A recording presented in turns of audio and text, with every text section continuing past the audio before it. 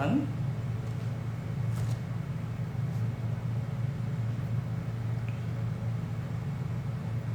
Hello, everyone. Good afternoon. How are you? Thank you for joining us again on the Dyslexia Show on Instagram. As you know, we are Dyslexia Nigeria, and I am Dr. Adrian Tikolo. Nice to be here this afternoon. Thank you for joining. Thank you. I'm sure you're going to have a wonderful time today listening to the guest that we have, who is inspiring. You know, you'll be motivated by her, and I'm sure you would have an awesome time. I'm sure you know why we do this, right? We're trying to raise awareness about dyslexia. And why do we want to do that? Well, dyslexia is really quite common. 1 in 5 of us is dyslexic. And if we don't know, we will live our lives thinking that we're stupid. Imagine a fish trying to climb a tree. If he didn't know he was a fish, he would just think that he was stupid and he had no gifts, no strengths. And they might not be able to contribute to society ultimately, or even to themselves.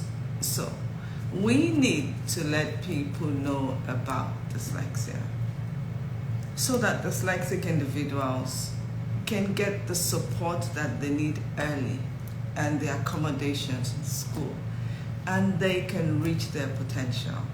It's important that we do that. Too many dyslexics are dropping out of school. Too many dyslexics are feeling that they are unemployable, or that they can't make it in life. There's a lot of myths about dyslexia out there.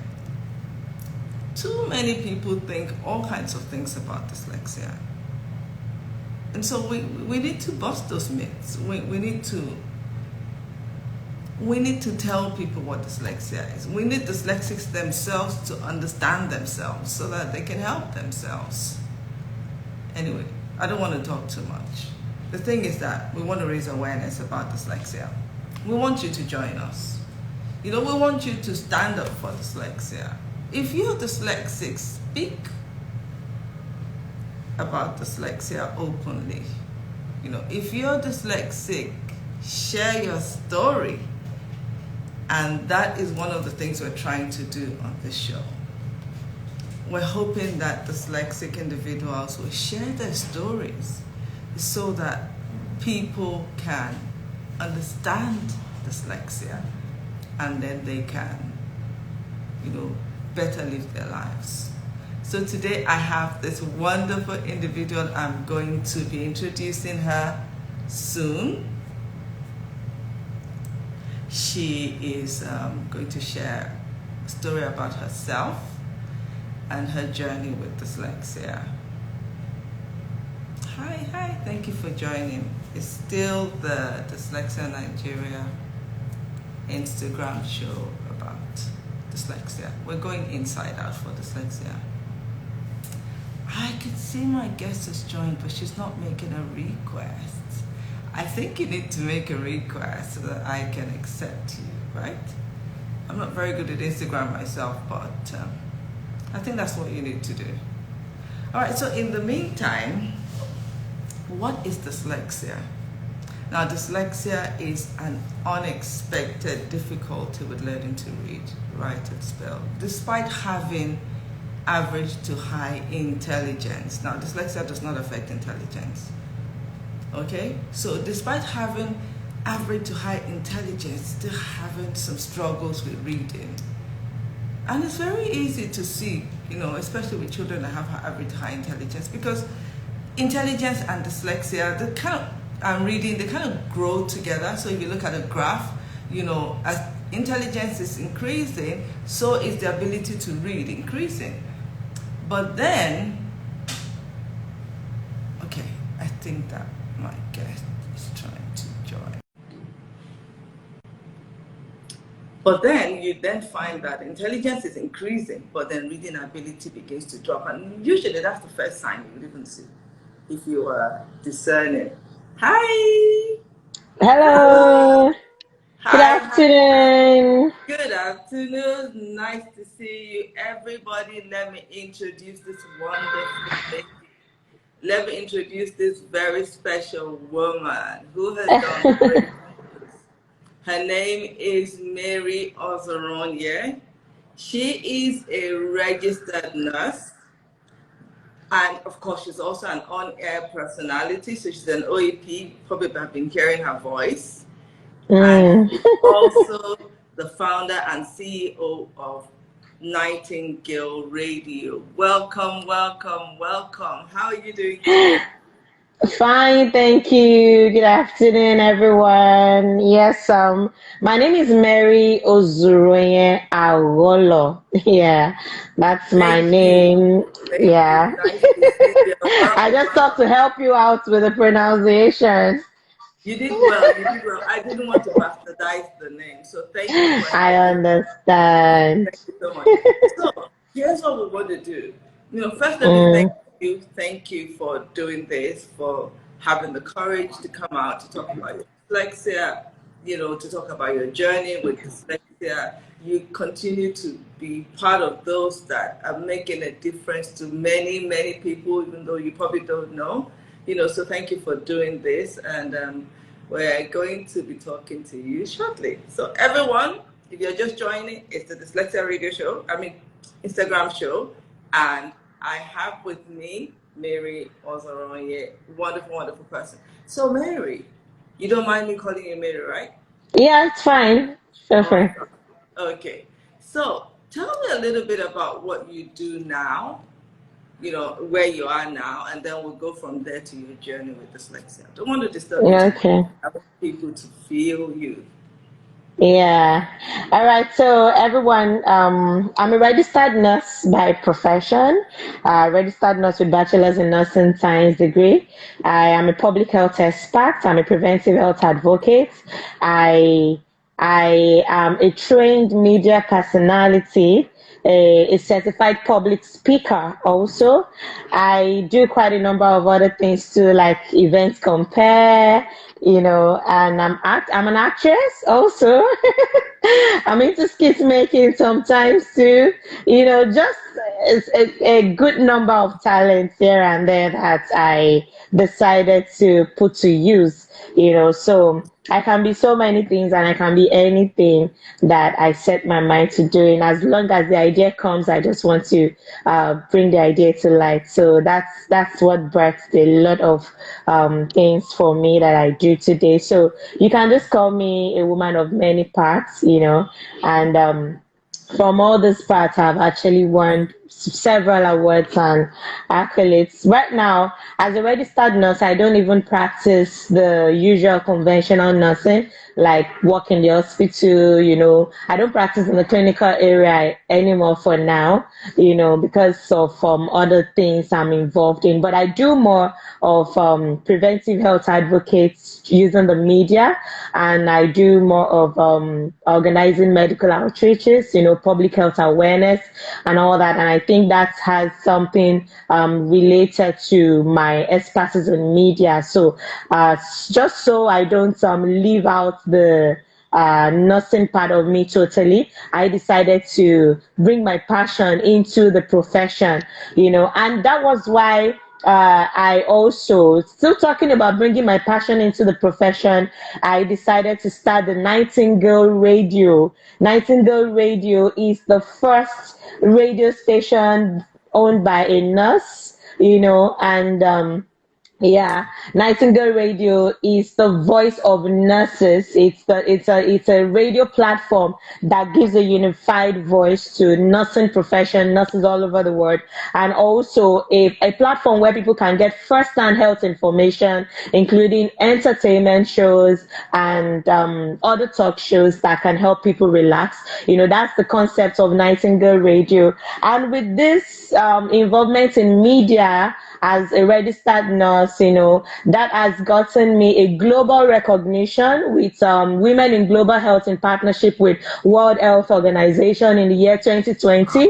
That was when the Nightingale Radio had not even had a physical studio. We were running only online. But recently now we have a physical studio. I will show you I'm inside the studio right now, so I had to just connect from here because I have a show later. So it's been a very wonderful journey for me so far. But this is just an idea, giving you an idea into what I do.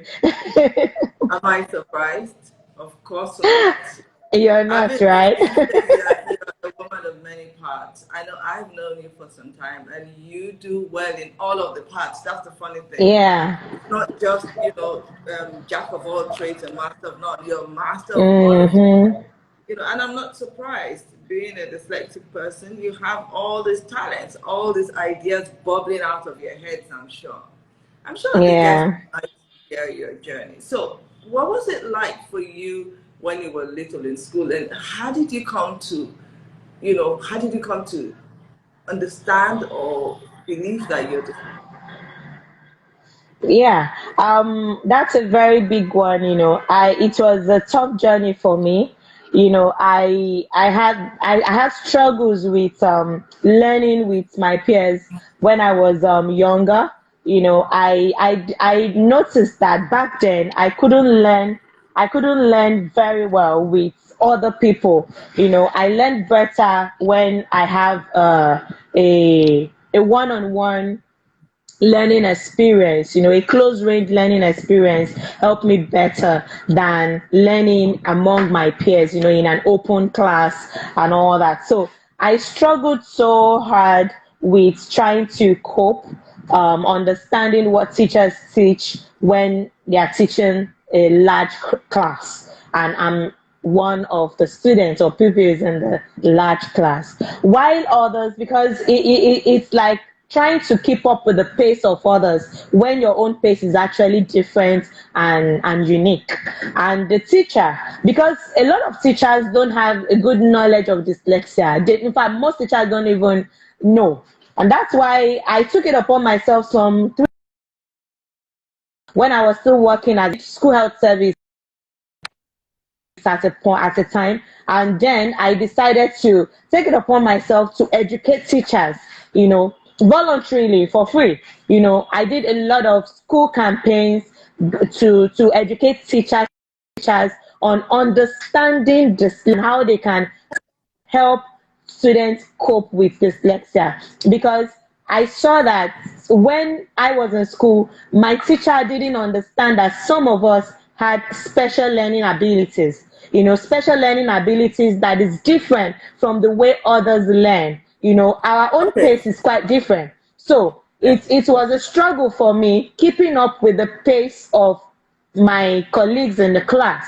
And because of that, it's like I don't understand what the teacher is teaching, others understand. And when the teacher says, do you understand? And the majority of the students says, yes, we understand. Some of us who don't understand are left hanging.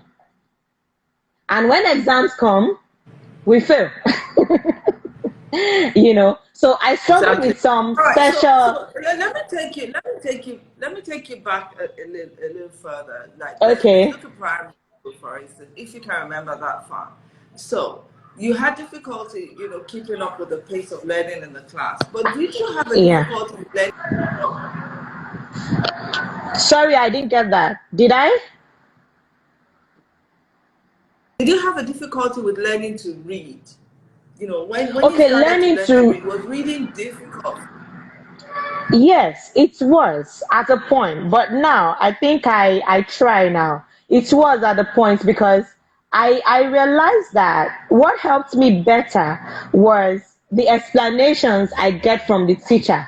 So you can imagine if the teacher does not give enough explanation, then I'm left hanging. So I depended more on the explanation I get in class because I had difficulty reading. I had difficulty comprehending what I read, and even till now, I really don't read so much because once I pick a book to read, it looks in my head is it's so foggy. It's somehow I get tired of reading, so I just drop it. So, but I had difficulty reading then, and it was a tug of war for me also trying to keep up with the pace of writing notes.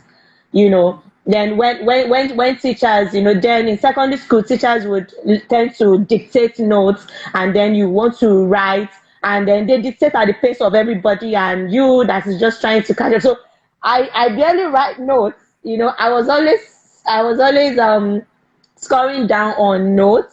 I really didn't have so much notes written and all that. And but when I tend to write, I just write. I take notes from my colleagues to copy later. I just try, and I have a very bad handwriting, and I have a You're very cutting bad out some of the time. handwriting actually. So that was part of the experiences I had growing up in school. But I knew that I had very good intelligence. I was very intelligent because when I sit to listen to especially if I have a teacher who explains very well, and I listen to that explanation, I don't even need to read for the exam anymore. I don't need to write the notes anymore. It just sticks and I can do well. I'll be able to do well with it. Although writing it down in the exam is a bit difficult too, but I just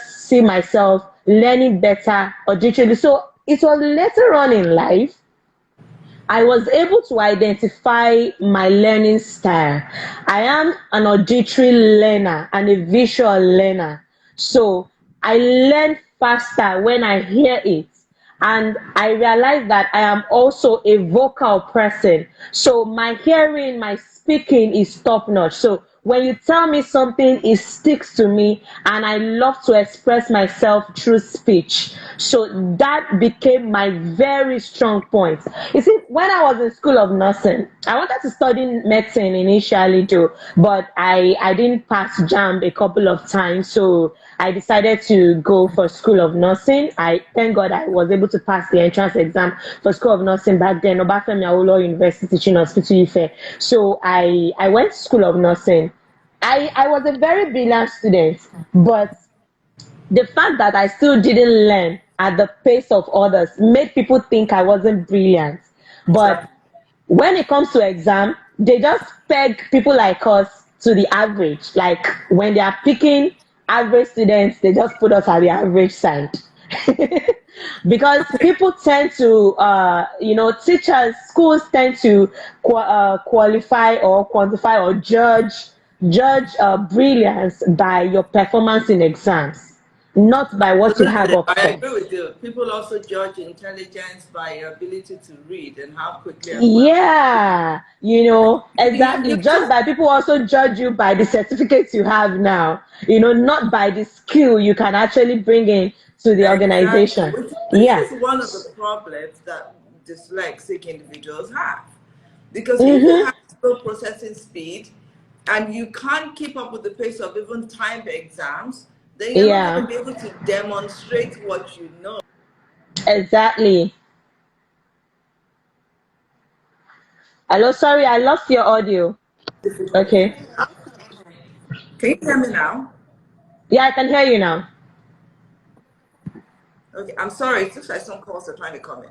So, did any teacher recognize any sort of difficulty that you had? Did any teacher notice? Did they say anything? Did anybody Yes. notice any difficulty you had? Let me share an interesting part of my secondary school journey with you. When I started secondary school, I started with a school that had many students. Like we had a lot of us in the class. That kind of school, like the kind of Gbogbo school. That school that has so many. Sorry, I'm trying to change my position now. Yeah, so that kind of school that has so many students in the class, and I wasn't doing well at all. I wasn't doing well because we were too many in class, and teachers, like I said, teachers who didn't care about some who don't understand whatever they're teaching, because there are many students who would say they understand. So some of us, so I wasn't doing well at all. I failed. I failed. That season when your report card, when you score up to average mark, they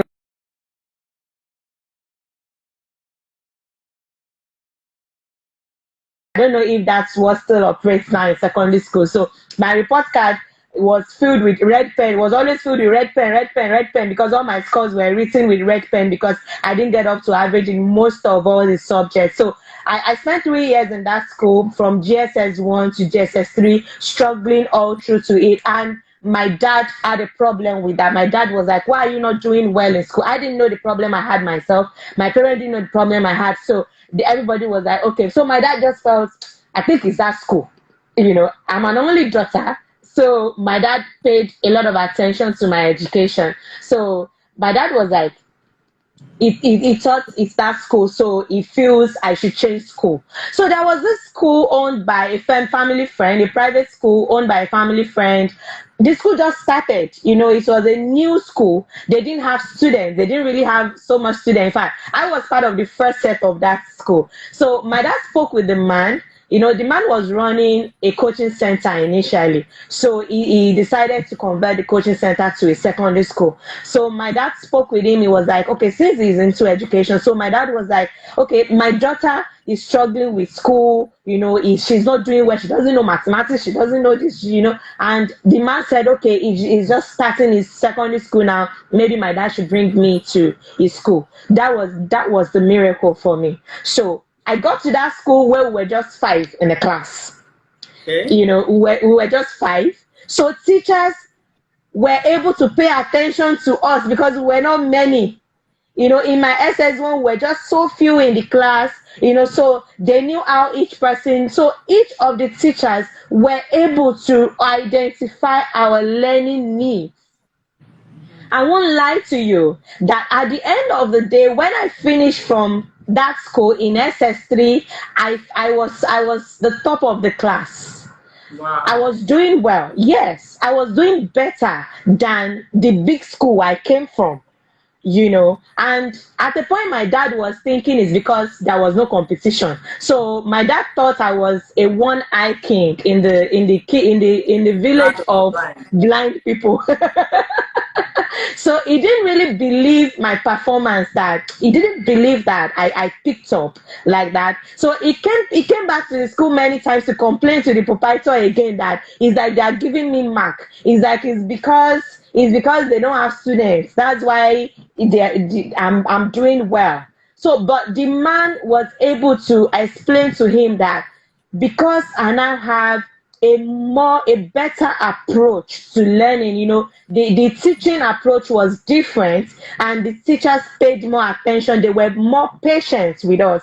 So I was able to improve tremendously. And that was how my dad believed that I am actually brilliant. Awesome. Yeah. That's the whole idea, is that dyslexic children and adults are brilliant, and they have a lot of things to bring to the table. But exactly. when you don't have the opportunity to demonstrate that because they learn differently, then they don't do well. So if you could talk to some of your teachers in your former school, what would you say to them now? I'll tell them to go and read more and go for trainings. People need to learn to upgrade themselves in knowledge, and everything, ramification. We need to keep learning. I am still learning myself. I don't joke with trainings, seminars, conferences, but I realize that there are some people who are not receptive of change. Some people are not receptive of learning new ideas. People believe, okay, this is the style we've been using for this thing, so that is how it should keep working. A lot of lecturers in higher institutions of learning are making that kind of mistake too. Till tomorrow, some of them still teach with their old notes. Their old notes of 20 years ago. Some lecturers still teach with that same note, forgetting that research things have evolved, things have changed, and all that. So if I have the opportunity to talk to my teachers, then I would tell them that they need to learn. They need to go for trainings. They need to evolve. They need to change their approach. And there is this thing, and I expect that the education system of Nigeria should put a peg at how many students should be in a class, how many students or pupils teachers should teach at a time. When you have so many students in a class, forget it. Half of the class is not learning. Only the very brilliant ones are picking it. And the teachers tend to concentrate more on those ones and leave others behind, tagging them as dullard, thinking that, oh, okay, those ones are Olodo. So I don't need to spend too much time on those ones. So as long as I have up to 5 students who are doing well, then I'm okay. That mentality needs to change in teachers and in schools. You see, so all these things are things. So I would advise that teachers should learn. Teachers should be receptive of trainings. Like, I love what Dyslexia Nigeria is doing. You guys are doing an amazing job training teachers, training individuals, helping Nigerians and people in the world to understand what dyslexia is and how it can be managed and how it can be lived with. I live with dyslexia, and today I'm a testimony. I'm doing well. And I can say that the fact that I'm dyslexic is one of the reasons why I bubble with a lot of ideas today. And when I was working as a nurse in the hospital, something in me kept on telling me that I am more than where I am. I don't get comfortable staying in a place. I don't get comfortable doing the same thing all the time. I'm always waking up with something new. And I tell you, when I have an idea bubbling in me, I want to do it. And I think that comes with dyslexia. I want to do it. If I don't do it, I won't rest. I won't rest until I achieve it. I set a goal for myself and I put a plan out on how to achieve it, and that is exactly what makes us unique. I was able to identify my learning skill in school of nursing. One thing that helped me when I realized that I'm an auditory learner, one thing that helped me was I'll take my textbooks, my notes, I record them. Awesome. I read my notes out loud, record it with my phone, and then I listen to it over and over again so it can stick. When I'm washing, I'm listening to my notes. Yeah, nobody discovered that for me. I did myself. I discovered that myself. I had to walk through with it myself without any help. I read my notes to it. I record it. I listen.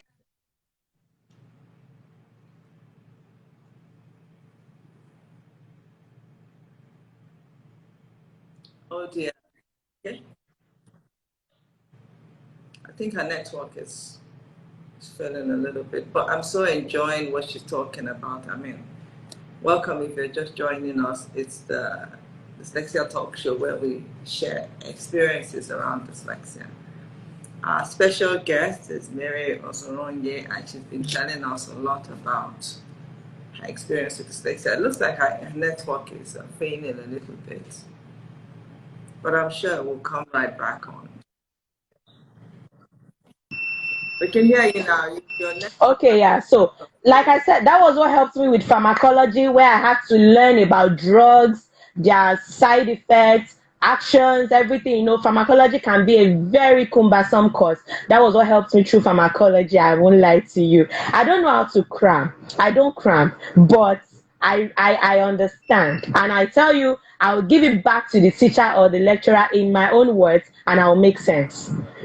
So these were part of the things that helped me through school, both School of Nursing, my university days, and every other courses I've taken so far, even in mass communication that I've taken so far, and it's still helping me till date. Because of my uniqueness, I don't have, I find it difficult to really write. Even though I want to see myself as a good writer, I feel I could be a good writer if I can actually set my mind to it. But once I pick the pen I want to write, I feel worried immediately. I don't write. So I really wish I want to write a book because I'm working on a book, but I had to get someone to help me write it while I put the ideas into words, and it helps me with the writing. So that's part of the uniqueness of dyslexics. It's really not easy living through with it, but I tell you, it's worth living with after all, because it makes you stand out, it makes you unique. The global recognition I got an interview slot with BBC about a year ago. I was interviewed by BBC, and I was able to share my story that even though I don't work in the hospital setting like every other nurses, but I think the recognition I've received in the international space today because of my involvement with media is, in fact, is way more than a lot of nurses who work in the hospital setting. So when people like us come up with some ideas, people look at us like, are you crazy? When I decided to leave the clinical area, people thought I was wasting my certificate. Like, why will you have all these certifications in nursing and you're not practicing as a nurse? But But they you didn't got know where I was. creative with it. They didn't know where I was going. They didn't understand that there was something else in me. I really wanted to put expressions to a particular dream I had. And when the whole media thing came, and I brought in the media into the profession and everything, everybody was like, wow, so this is where you're actually driving at. This is what you really wanted to do. Initially, they thought I was crazy, but then later they knew I was sane. I knew what I was doing, and that has brought me this far today. And I really thank God for how far I've come so far in my career. Wow, you've given us so many things in just these words that you've used already. You've said some of the difficulties, the signs of dyslexia. You said some of the ways of interventions, small class size, one-to-one tuition, recording the notes. You've also told us about how you further help yourself. In addition to that, you talked about some of the strengths, the fact that you are creative. You just have Mm. creative ideas. Imagine going to school of nursing, coming out and being more creative with that. And that is what changes. We can't do the same thing the same way all of us. But imagine Exactly. you didn't have the opportunity to go to a different school or a smaller setting or have the intervention that you had. What do you think your trajectory would have been? If you didn't have Wow. what do you think? Because that's what's happening to thousands and thousands and millions of True. people every day. What do you think would happen? That's the question I'm posing to you. What do you think your Yes. trajectory would have been? If I think back, and I remember this, I just tend to pray for my dad and appreciate him so much for taking that decision. I think if I didn't change school then, and I still carried on with my former school, I finished in that school. Number one, I would fail I wouldn't have even been able to come out with very good grades in my O levels to start with, and I don't think I would even be able to get into the university, talk less of becoming a nurse today. Maybe I would have just finished secondary school, fail WAEC, and then just go and learn a skill. Yeah, maybe because I know my dad wouldn't have given up on me anyway, so he would have just encouraged me to go learn a skill, and all that, and that's it. But getting the opportunity I got, I was able to like get to where I am today. So I think I have my dad to thank for that. Thank God for parents like that and for teachers too Yeah, that are some people actually end up, some dyslexics end up being dropouts, they drop out of school along the line. Of out course, of so many school. of them do. The research has shown nearly 50% of people that are incarcerated are dyslexic. I mean, if Yeah, you true. don't have any type of qualification, if you drop out of school, then you're not really employable. you know, Yeah, and then your level of income is going to diminish. What's going to happen? true, true. Societies and economies are not getting easier. So, I mean, Yeah, it's difficult if you do not find the help that you require or you're not identifying. So, your parents, your father did a wonderful job. What would yeah, you say to parents that have children that are dyslexic? What would you say to that yeah. are probably struggling in schools, read viral all over their books? They don't seem to be doing well. The reports Parent, are it's constant. unfortunate. What Yeah, are they it's going to do? What? unfortunate that parents. Yeah, it's unfortunate that parents don't know about dyslexia. So many people are still out there who don't know about dyslexia, and that's why the awareness needs to go wide. That's why the awareness needs to move. We need to really move with the awareness sincerely, and that's why I appreciate what your organization is doing. So many parents still don't know dyslexia. They don't know that there is something called dyslexia. They just believe, oh, a child is not doing well and is wasting the school fee they are paying. So I would say to parents, that have children who are struggling with learning, that they should be patient with the child and help the child identify his unique learning abilities. Every dyslexic have their unique learning ability. Now, it doesn't mean that the child is a dullard. It doesn't mean that the child is less intelligent. In fact, dyslexics have very high intelligence. In fact, dyslexics are very smart people. Yeah, I know some things I do that people will tell me, girl, you are really smart. For you to be able to think this way, sometimes I'm surprised with some things I do myself. So I know that dyslexics are smart, but they just need to discover themselves or rediscover themselves. And parents can actually help their children discover themselves. The first thing they need to discover is the way they learn. Every dyslexic have their own unique way of learning. So if you can identify the way your child learn, you channel is learning towards that area. So Absolutely. that's it. It can be as simple as that. And once you channel the learning of the child towards that area, oh my God, you start seeing the brilliance, the intelligence coming and showing, and you're like, really? So my child can be this brilliant? So thank God for technology today. We can have ABC on tablet for children, video representation of things that, they can listen to these things, they can watch it in video and all that. These are part of the Absolutely. things that would help dyslexics. These are part of the things that will help children. If parents are ready to devote their patience and time to helping their children learn like that. But the first thing is discover it. Discover the learning ability of the child. Especially because dyslexia is inherited.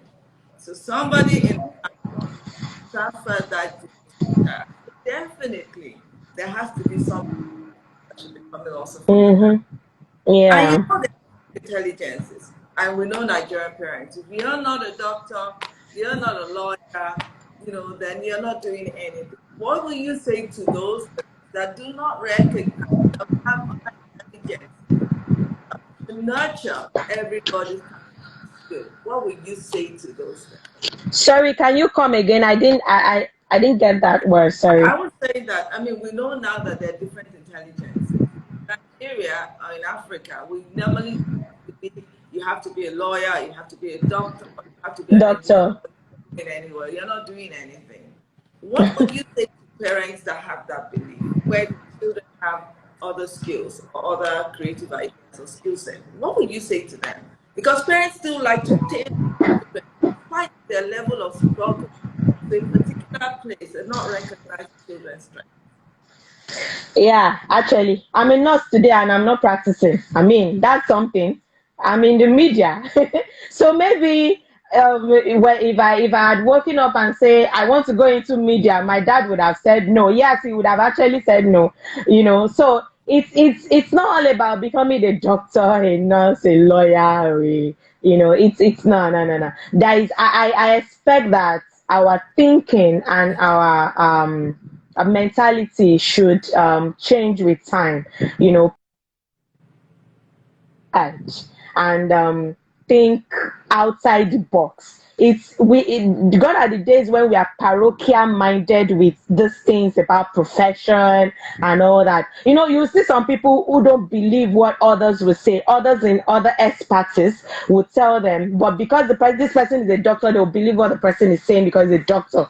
Because this person is a lawyer, they'll believe you better because you're a lawyer. But there is someone from another profession who actually has the knowledge of that thing also, but they won't believe that person because they believe, oh, it's just like when someone who studied microbiology and who is also a public health expert is telling them about a disease condition and how they can prevent it, and they don't believe the person just because it doesn't have a doctor inscription behind his or her name. So I think it's time for us to start thinking outside that box of being parochial with some professional this thing. So if me, I can leave nursing and practice my passion. That counts for something, that life does not revolve around some particular profession only. One can actually still make it and make a living and be happy and fulfilled for me, it's fulfillment. It's my happiness that matters. I don't want to wake up in the morning and I feel weird going to work. Right now, I even have a problem working for anybody. So because I just want to do my thing. I just want to explore myself. I want to die empty. I always tell people, I tell my mentees, my proteges that the reason why I'm the reason why I put expression to all my ideas is because I want to die empty. I don't want to die with any of my ideas. Or I want to make a mark. Yeah, I want to do everything, anything God lays upon my heart to do. I want to be able to put expression to it and do it before. So the day I'm going to die, I want to die smiling, fulfilled. That wow, really lived life, and this is me living my dreams as a Awesome. dyslexic. If you're just joining us, we missed a little bit, but we still have a little time to listen to this wonderful, wonderful. So much to learn, so much to listen to, so much to experience. Thank you for this time. So I wonder now, I mean, a lot of people know you as a dyslexic individual. So how do they accept? How do people accept your being dyslexic? For individuals to say, keep telling people that you're telling dyslexia. What about dyslexia? How do people accept your being dyslexic? The reaction of people to me being dyslexic is most of the time I say it from the place of ignorance, and that was why I took it upon myself to train people, then teachers on dyslexia, because so many people just didn't understand it. And today, not many people even know that part of me. Today, people who meet an intelligent woman, they meet a smart woman, they meet a multi-talented woman, a multi-award-winning woman. That's what all of them meet today, not a dyslexic. In fact, so many people don't even know that part of me at all. Not because I hate to share, but because I was able to live above and beyond it, and today I have made something better out of me being dyslexic. And so if I now come out openly to share that I am dyslexic, and then they now compare it with the life I live today, with my achievement today, they will now have a different mindset about what dyslexia is. So today I know that few people who know that I'm dyslexic don't even see me that way anymore. They don't see that or dullard. They don't see that brilliant child or less brilliant child anymore. They see a very intelligent. Even my dad is proud of me today. Now they see a very yeah. My first award, I had to travel home to go and show. I got an award in 2019 or 2018 as an outstanding health entrepreneur of the year because of my involvement with medical outreach. I had already left the hospital setting then. I was doing more of medical outreach. I did a lot of outreach in rural areas, I got some sponsorship from some brands that gave us equipment to do. So we reach out to so many people who don't have easy access to health service. So I did all that. And I got an award as an outstanding health entrepreneur of the year. That was my first award. I took it home to my dad to go and show him, so that he would see that his daughter, who wasn't doing well in primary school, can actually become something. And today he's very proud of me. When I got my global recognition and my story was published in Punch newspaper, the Sun newspaper, about 3 or 4 Nigerian newspapers published my story then. My dad practically bought that day's newspaper and he was sharing it to people. Like he bought the newspaper. I know that if I still check my dad's room today, I will still see some of those newspapers just because his daughter's name was written in the newspaper. He loved it. He's so proud of it, and all that. So people don't even see the dyslexia me anymore. People see the intelligent me now. They see the smart me. They see the multi-talented me and all that. The thing is, because they also don't understand dyslexia, because everything about you now also still spells dyslexia. the creativity, the success, the resilience, Yeah. the dedication, the not giving up spirit. Despite Yeah. all the red virals that you had, all the failures, you've surmounted them. And that is one of the things, is the ability to be better, to not give up Yeah. at the time of failure. And that's why they also make good entrepreneurs. Because with Mhm. Mhm. entrepreneurship, you're going to have some failures before you get to success.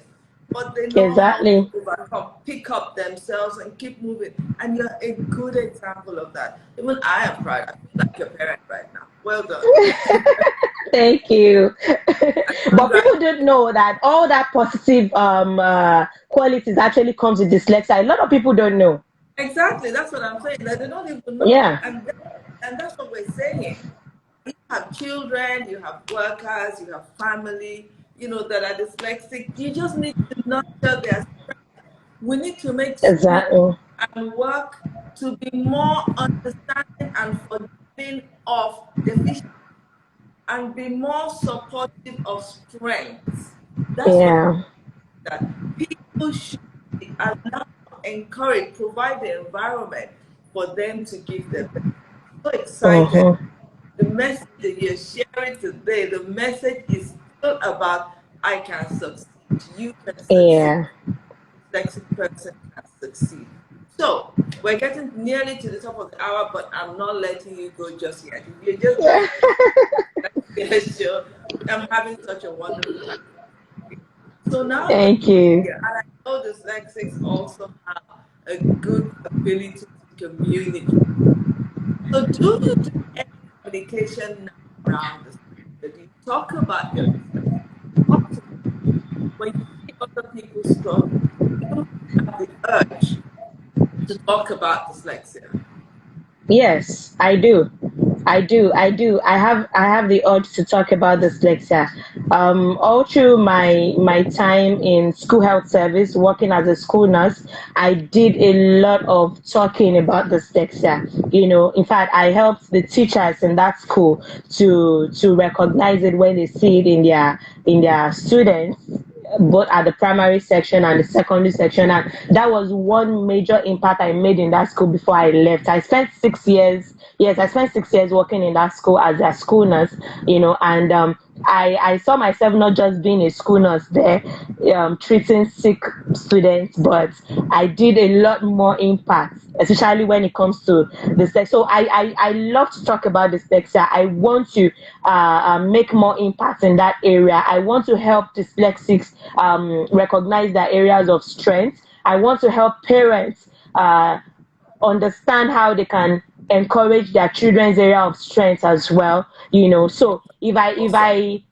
yeah. So even when I get some young people who come, because I run trainings for young people who would like to become communicators, broadcasters, and all that. So because I run a training for them too.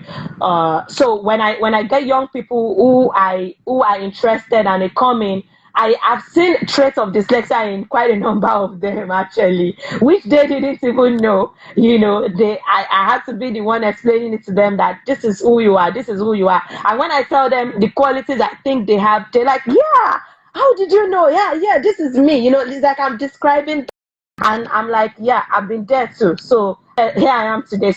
So you can actually be whatever you want to be, no matter what. So All right. I love to. Really, I would love to. Awesome. Awesome. One more thing. One more thing. Now, see, Okay. imagine you're now the HR of a company or the MD, and you have some funds for CSR. What would you put it to with your knowledge? What would you put those funds? If you were in that position and you had this amount of funds, for CSR, where would you put it to and why? Okay. Yeah. First, I love health awareness.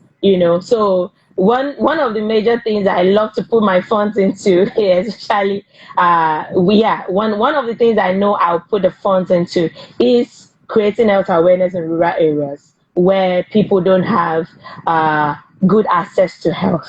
You understand? Places where they don't have good hospitals and all that. So I'll put such funds there, and I do a lot of awareness programs. So I would love to put the funds to helping children who don't have the opportunity to go to school.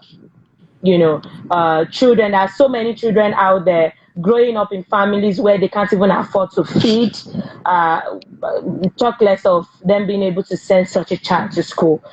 So Right, I've always but had I meant in passion the for that area too. of dyslexia. So either it's Okay, you mean in the children, area of it's dyslexia? reading, Okay, it's sorry, yeah. I was coming from a general perspective. Okay, fine. In the area of dyslexia, if I have funds for CSR, I will put the fund into discovering students in schools who have dyslexia and buying materials that can help them learn better. Yeah, in the area of dyslexia, we can, in fact, I would love to donate so many learning materials to schools for free, for students who need it. And then try to also see how we can take the awareness to every school around. It is when we take the awareness to every school around us that we can actually start discovering students in such schools that need this help. And then we'll now start putting in materials for them to learn better and catch up at a good pace, just like I mean, I their think colleagues. teachers need to know. We need to raise more awareness. They need to be trained. I mean, we have a learning We really platform need to on raise more awareness. learningnigerian.com, you know, and people can just go on there and take the training. It's online and people can take the training anywhere.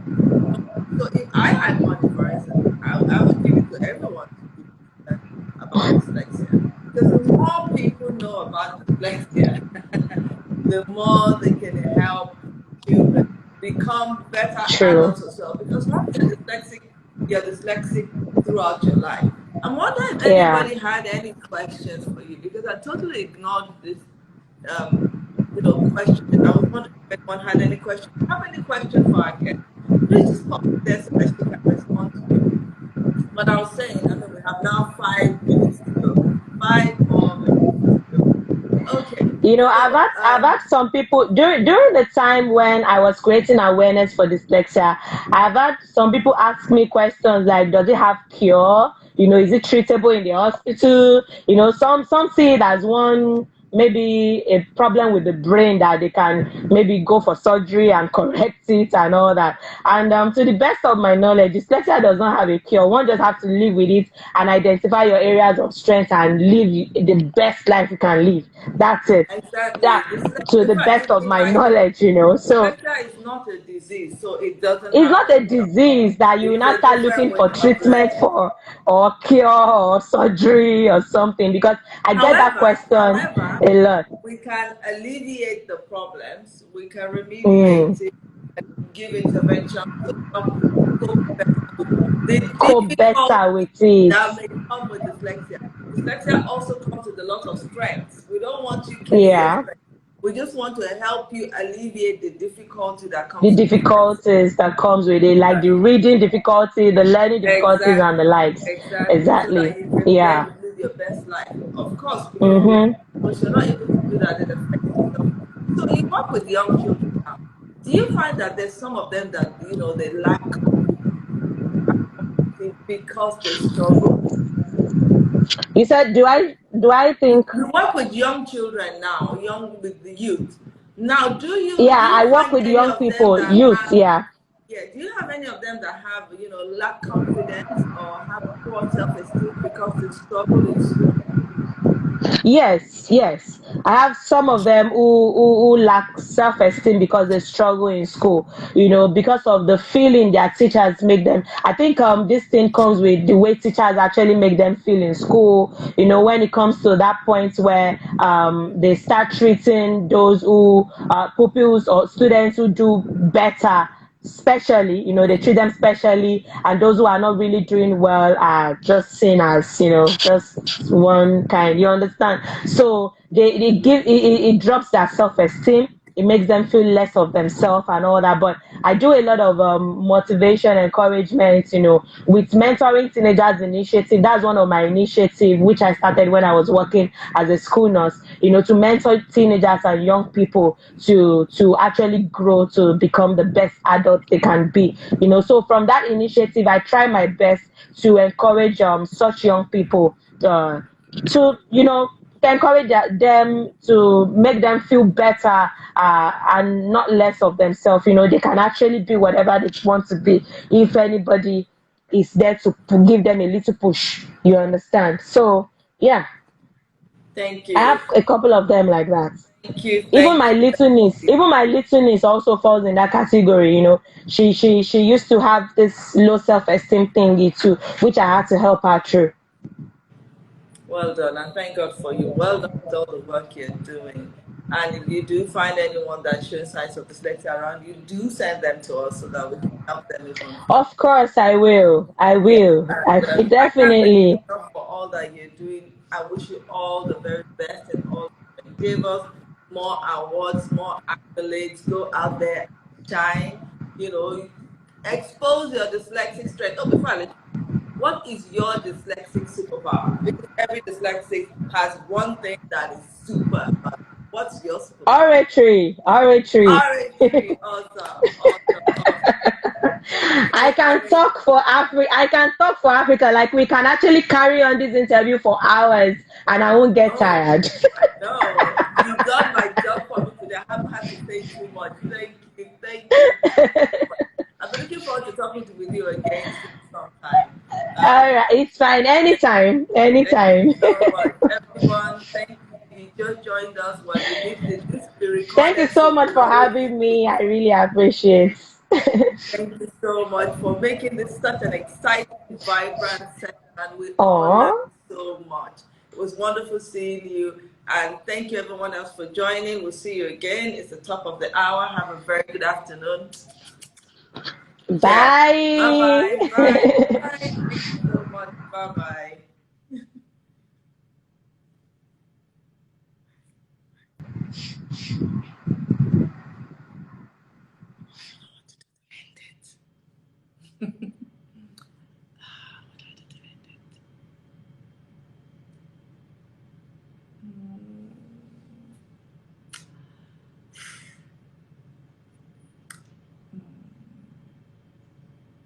Do I end the live show? Oh my gosh. Um, Yay!